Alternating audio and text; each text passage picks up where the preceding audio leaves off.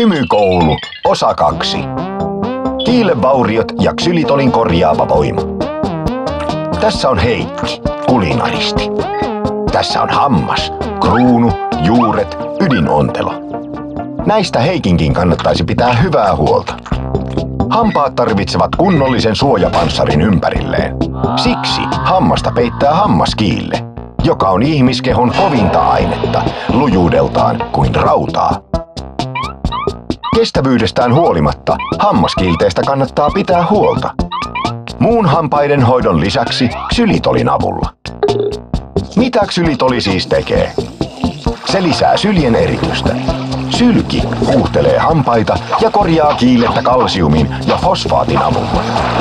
Ksylitoli hidastaa plakin kasvua, muuttaa sen helpommin poisharjattavaksi ja vähentää näin hampaiden reikiintymisen riskiä. Nauti siis ksylitolia aina syömisen tai juomisen jälkeen, osana muuta hampaiden hoitoa. Suositeltavan päiväannoksen eli 5 grammaa ksylitolia saat syömällä ksylitolipastilleja tai purukumia. Herkullinen tapa pitää huolta hampaista, eikö totta Heikki? Heipä hei ja ensi kertaan!